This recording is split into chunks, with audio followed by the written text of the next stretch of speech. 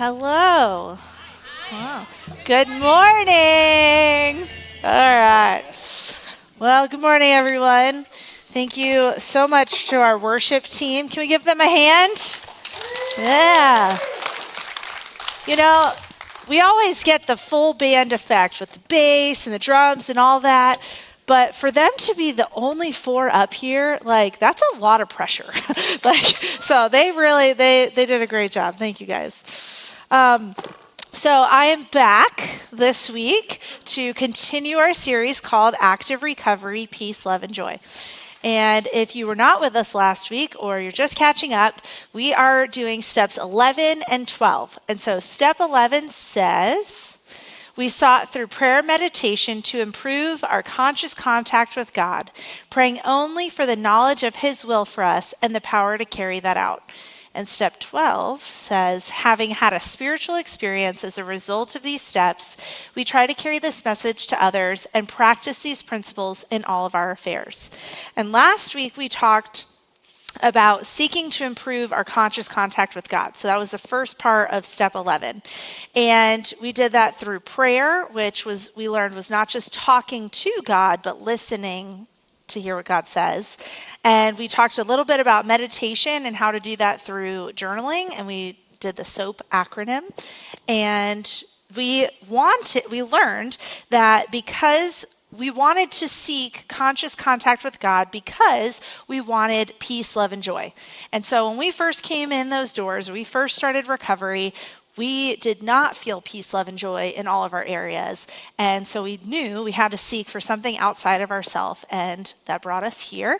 And whether you call God your higher power, our God, Jesus, or you're still seeking your higher power or you're figuring out who your higher power is, here at Recovery, we believe that Jesus is our higher power. So our recovery will always have, all of our meetings here will always have steps or recovery parts to it. It'll have some Bible and Jesus to it, and then application. Because what's the good if we tell you all of this stuff, but you don't know how to take it home and do something about it? So tonight, that's what it's going to look like. And so this series today's message is called Seeking Knowledge and Power. So the second part of step 11 had said we sought through prayer and meditation to improve our conscious contact with God, praying for the knowledge of His will for us and the power to carry that out. And so our verse that we're doing this whole series comes from 2 Peter 1, 3 through 4. And that says, His divine power has given us everything we need for a godly life through our knowledge of Him who called us by His own glory and goodness. And we're just going to stay on that little section for right now. So, but you see, there's power and knowledge, and our step said power and knowledge. And so that's why our teaching team put those together, because really what's cool is this whole passage goes through steps 11 and 12 in just 2 verses. So it's pretty cool. We're going to go through some of that tonight. So the first thing we notice is power. And so power, what are we looking for the power to do? We're looking for the power to carry out God's will.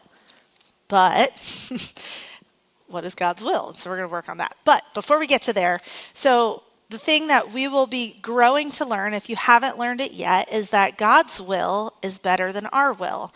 I know my will was, let me just keep doing whatever I want. Let me drink and drive. That's fine. Let me just ignore people when they're mean to me or cut them off or say mean things back. That was my will. My will was selfish, self-seeking, self-centered, and hurt other people. But God's will is always good and trustworthy, even if we don't know the full extent of it at the beginning. And so some of the things about my will, like I said, was that. Also loving hard people. So we're looking for the power, God's power, to love others the way that we would like to be loved. And I don't know about you, but that's not easy, especially when the snowbirds come down and we're trying to drive and these snowbirds decide to drive on our roads, but they don't know how to drive. And if you are a snowbird, you know you don't know how to drive. Just kidding.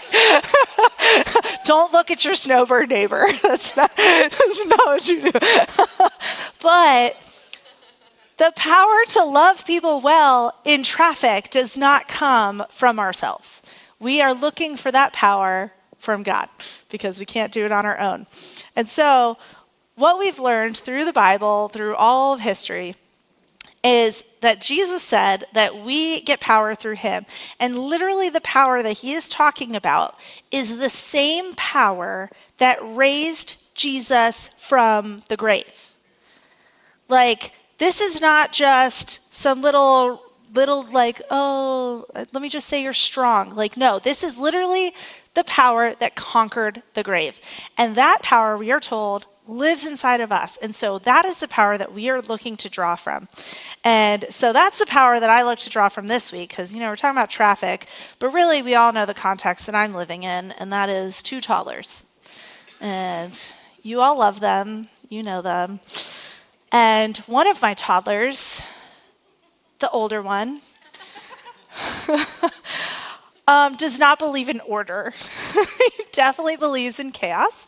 And so this past Saturday, I was folding and putting away 20 loads of laundry. I feel like I deserve a round of applause for this. One of my friends in this room, I sent a picture of half of it, and she's like, is this a real picture?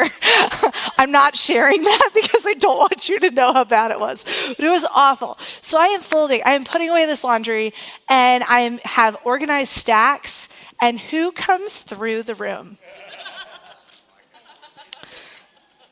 You all can say it at the same time. KJ came running through, knocking over my nice, organized, folded stacks of clothes.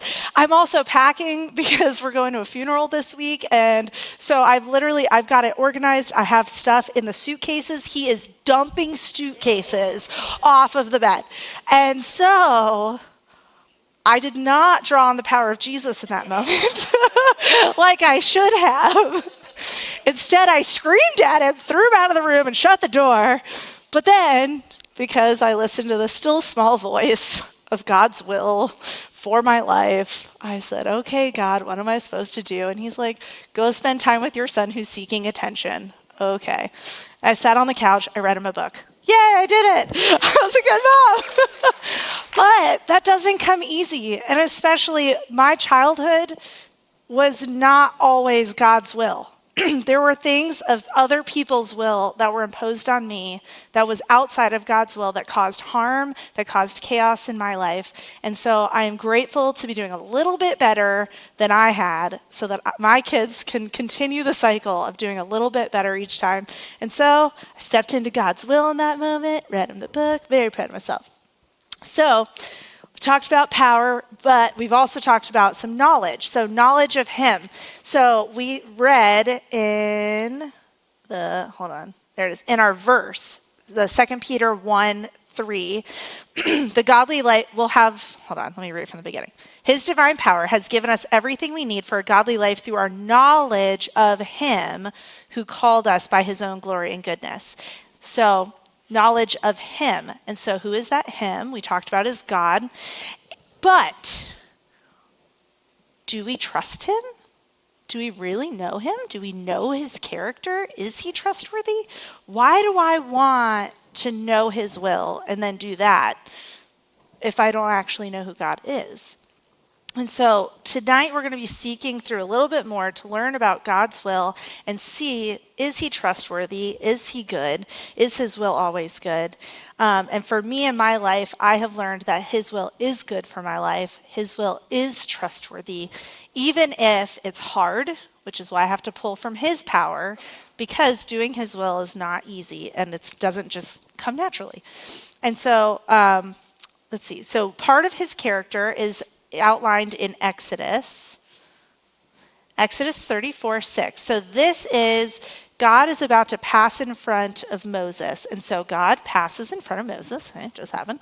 Then Moses proclaims, the Lord, the compassionate and gracious God, slow to anger, abounding in love and faithfulness. These are just some of the characteristics of God. These are the things that help me realize I do want to know what God's will is, because slow to anger, not me on Saturday.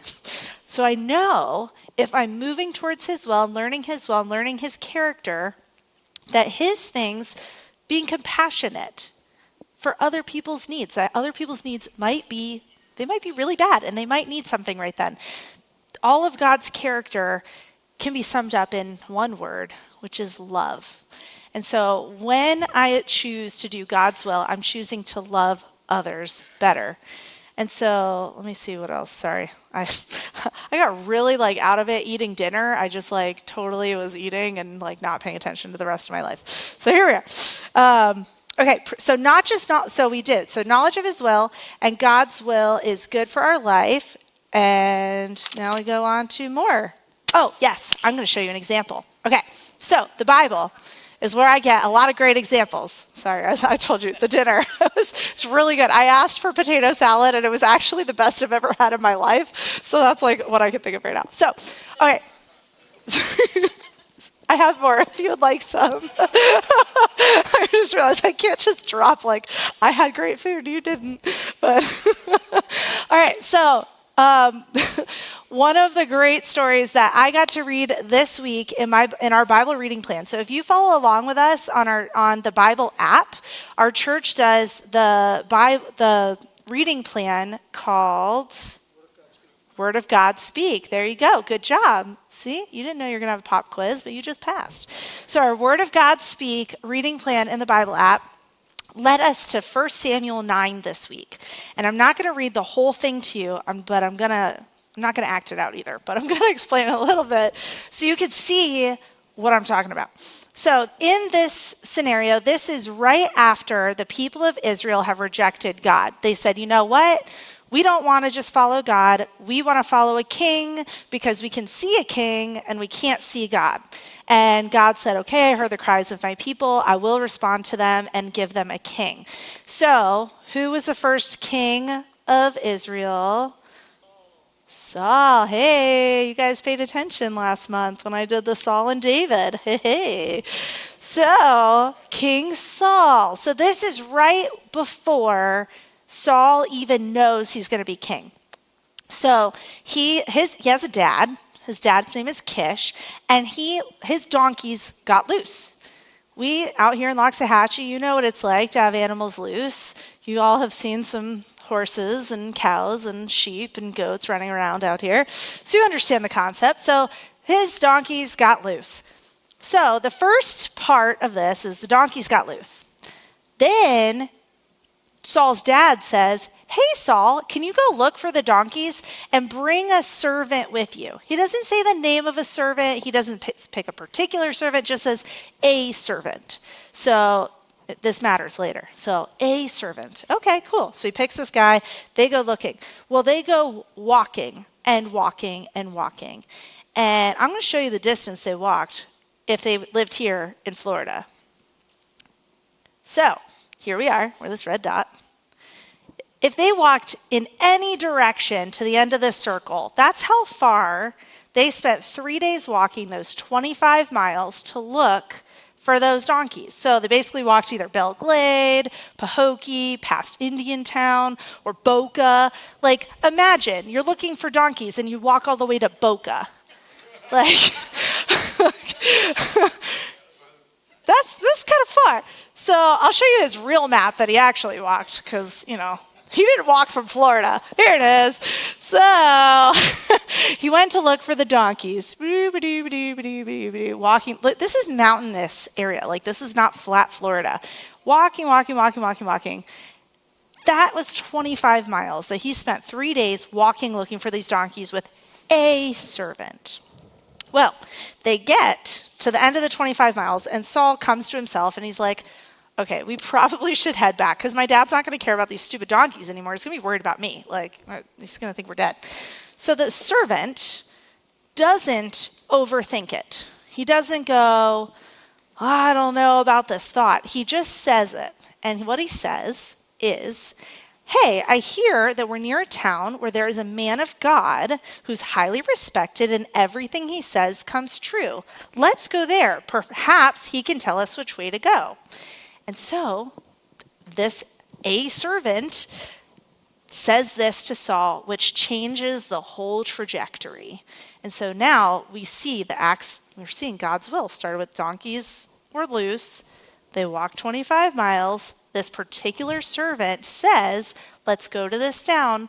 Well, right when they get there he is. There's Samuel, the prophet, right there. He was right there. And he just happened to arrive right then because they were about to do an offering. And so they go, oh, hey, do you know where Samuel is? He's like, hey, that's me. And actually, I've been waiting for you because God had already told Samuel that Saul was coming. God's will, way bigger than us. So Samuel was expecting Saul to come, knew Saul was going to be the king, brings Saul up and says, hey, I've got dinner for you. I've already picked out the choice piece of meat for you.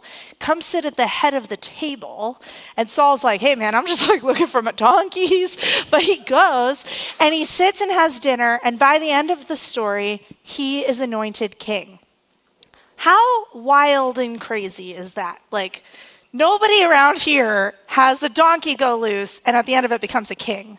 Like, only in God's will of all the bigger pieces and all those tiny little pieces that make the big picture can we see that God's will really is good and trustworthy and there is a purpose for it. And so we're very grateful for the servant who did not overthink it and just said, yeah, let's go talk to that guy. He might know something. And so how can we start to pursue knowing what God's will is? One of those ways we talked about a little bit last week is through prayer. And so prayer, as we mentioned last week, is not just talking to God, but also hearing from him. And so I was thinking, how do we hear from God? So some people might hear from God through nature. Like think of when you see a really beautiful sunset and you're like, obviously God is real because he painted this beautiful sunset. Or some other situation where you're in nature and you just really experience the goodness of God. And you go, yep, God's real and I trust him and he's wonderful. And then you can start to hear from him.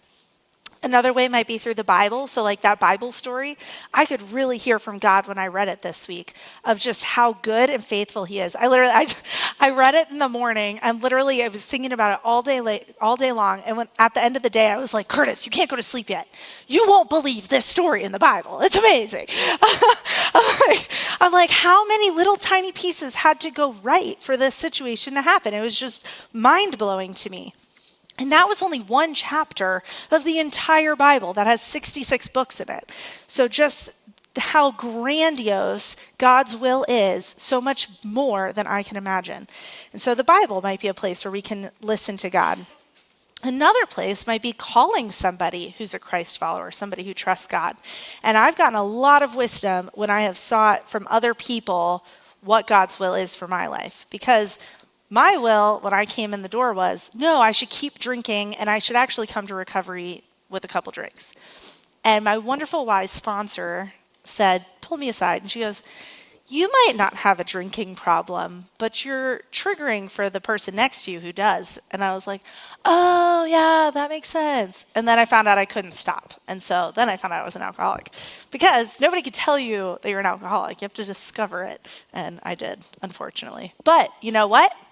It was the price to get the sanity and the peace and the love and the joy that I have in my life today. So I'm grateful for that part of my story that led me to the recovery that I have today. And so, prayer. Okay, so praying, listening to God, other ways, music. So like worship that we just did. I love listening to the goodness of God through worship songs. I love hearing about his faithfulness and being reminded of it, and even going back and rereading my journals. So like I told you guys one journaling technique last week. I love to go back through and see God's faithfulness. How many prayer requests have I written down that God has answered? Like I even look at like my to-do list for a really busy week and then I'll like lose it somewhere. And like 2 weeks later, I'll go back and find it. And I'm like, wow, God provided in amazing ways so that all of the things got done. And just being reminded of his faithfulness and getting to hear from him of what he has for me. And so this leads us also back to a topic we talked about last week, which is active recovery, since that is the name of our series. So active recovery, which we talked about last week, comes from step 12, which again says, having had a spiritual experience, as a result of these steps, we try to carry this message to others and practice these principles in all of our affairs. And so, where is it? There There it is. Okay, and then our verse. So now we're going to read the second half of the verse. So we read 2 Peter 1:3 earlier. Now we're going to read 2 Peter 1:4, which starts here. So through these, which are the promises, through these he had given us his those are promises. Knowledge and power. Great and precious promises, so that through them that you may participate in the divine nature, having escaped the corruption of the world caused by evil desires. Those evil desires, that's people's self-will. So we hear a lot of like, well, why did God let this happen? Why God just let this happen and God made this happen, or some awful catastrophe, or somebody like thinking back on my history. Like I used to drink and drive a lot. I am so grateful that God protected me and everyone around me while I was in my active addiction. But there are people I know who, because of their self-will of drinking and driving, have killed an entire family. And so we think of that was the evil desires of that person, was to drink and drive, not to kill them. That was not the intention, but it caused this corrupt world. And so that's where we, knowing God's will, we get to bring that as the cure to the evil desires of this world. And what I've heard in recovery, the way that it's been explained to me, is that it's like one beggar telling another beggar where to find bread. And so we have learned how to be set free from our evil desires and instead turn to God's will. And now we get to share that recovery with others so they too don't have to be a slave to their evil desires. They don't have to be a slave to the things that are holding them back from the peace, love, and joy that they're seeking in their lives. And so the first tool of the way that we can apply this is through accountability. So accountability, you guys have heard this word a lot, and the Bible actually talks about it. So here, Hebrews 10:24. And let us consider how we may spur one another on towards love and good deeds. So spurring one another on, that's the accountability. So that's the encourager. That's the calling somebody and them giving you their wisdom. That's all of the things. And so the way that has worked in my life and the way that I've had it modeled to me was I get to actually learn some of those characteristics of God through that relationship. So I remember there was another time where I just kept relapsing. I just couldn't stop. And it had gotten back to my sponsor, but I was already about to confess. And so I go and I sit with my sponsor. I really did. And so go and I sit with my sponsor. And she had come up with this whole elaborate plan that she was going to get me to like confess. But I go and I was like, I relapsed. And she's like, well, I just had this whole plan, so I got to tell it to you now. but in it, she also said, okay, what's the next right thing? And she gave me grace. She showed me love. She showed me the characteristics of God in that moment, because I wasn't being shamed. I wasn't being held down. I wasn't being told how awful of a person I am. And because she was able to show me the characteristics of God, I then get to live that out. And so one of the other ways that accountability works great is I get to now bring those characteristics of God into my other relationships and even to my family at Thanksgiving, because what's happening next week? Thanksgiving. And so when we get to start living life differently and we stop reacting to things. Yeah, somebody just found out it was next week.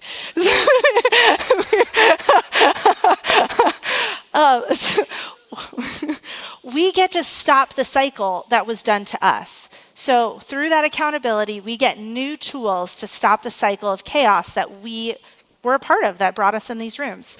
And the next part, which is actually the verse right after Hebrews 10:23, is Hebrews 10:24. It says, here we are. And 25, sorry. So Hebrews 10:25, yes. So the very next verse. Not giving up on meeting together, let's guess what the tool is, as some are in the habit of doing, but encouraging one another, and all the more as you see the day approaching. And so our next tool is meetings. And so this holiday season, from now through the end of the year, some of you might have noticed your calendar that a Monday night says Christmas and New Year's Eve. we're still meeting. Yeah, because we came here to get rid of those hurts, habits, and hangups. And so if people are in the habit of not meeting, we're not ascribing to that. We're choosing that meetings are what brought us so much peace and serenity and hope and love and joy in our lives. And if we don't continue at our recovery the same way we did when we first came in the door, if we just think, oh, I can rest on my laurels, I've had some time now, I've received some of that peace, I forgot the pain that's out there. The holidays bring up a lot of those reminders of what that pain is like. And so you do not have to do it alone. Not only do you get accountability tonight, but you get to come to meetings. And so, meetings. Oh, sorry, there were also helpful tips for accountability. Let's go back for that one because I see notes being taken. So, accountability. We're where you get to experience the nature of God, knowing more about Him, and where we receive the power from others to seek God's power. And so when I first came to recovery, I did not have God's power to do His will, but I got to have my accountability help guide me, and they gave me their power so that I could seek it.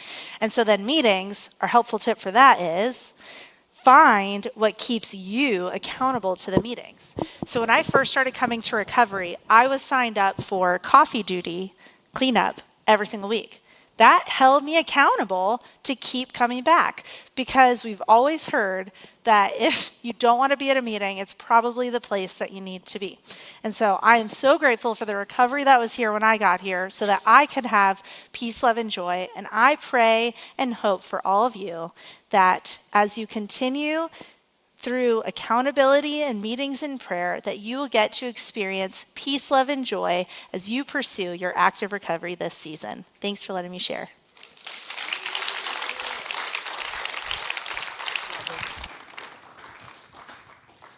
All right. Thank you so much, Sarah. I know what kept me coming back to meetings was so much a part of the service that I had. You guys have heard me say, if you haven't, I used to change out the trash every Monday night. That's what I did. I changed out the trash, and then if Sarah wasn't done with the dishes, I was going to go help with the dishes.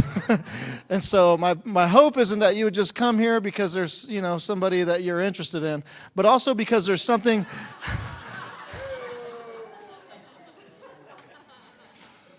Also, it's not a don't, it's an also. It's also, the idea that you're finding a place to get plugged in because the things that we do here matter. Whether it's taking out the trash, doing the dishes, holding the door, smiling and greeting people as you come in. That stuff kept me coming back. And when I didn't want to, and there was plenty of times that I didn't, my service to the other people that I was affecting did keep me coming back. And so if you guys are a part of that, I say thank you so much. If you're not, I say get involved. We really need you. We really want you to be a part of our time. So now as I close, what I want to do is just take you guys through a few closing announcements. And the first one is our opportunity to give back. And so if you guys find yourself here, we're saying thank you so much for coming, creating a space where people have the opportunity to receive, experience, strength, and hope. If you are able to give back financially, we say thank you so much. There's ways you can do it on the app, on our website. If you go to our, any of those, and then also as you're exiting, we'll have some people available at the front desk that you'll be able to do that with in person. Next thing is groups, and so on my left, your right, we're going to have men's chemical dependency and men's open share. On my right, your left, we're going to have women's open share and women's chemical dependency. If you have a wonder where you need to go, please come find me, find my wife, Sarah, and we'll be happy to direct you in the right spot. Having said all of that, if you are able to, please stand and we're going to go over the serenity prayer. But don't forget, go to a meeting, okay? This is like a really big deal. Go to a meeting tonight. Afterwards, we're going to have the, what's it called? Connections Cafe. I do it every week. I forget what it's called. It's a good time for us just to commune together, grow together in recovery. And so this is what this says. God, grant me the serenity to accept the things I cannot change, the courage to change the things I can, and the wisdom to know the difference. Living one day at a time, enjoying one moment at a time, accepting hardship as a pathway to peace, taking, as Jesus did, this sinful world as it is, not as I would have it. Trusting that you will make all things right if I surrender to your will, so that I may be reasonably happy in this life and supremely happy with you forever in the next. Amen. Give recovery.